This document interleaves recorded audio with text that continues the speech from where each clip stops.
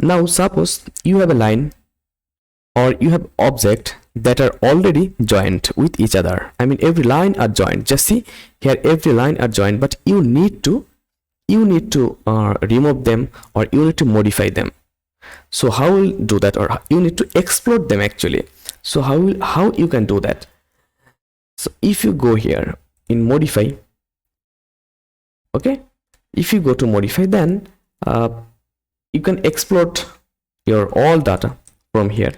Otherwise, just simply press X and you will see an option explode.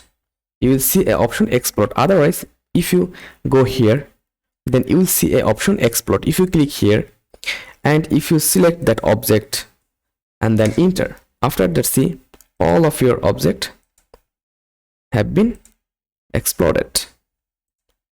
This is one way by using that option.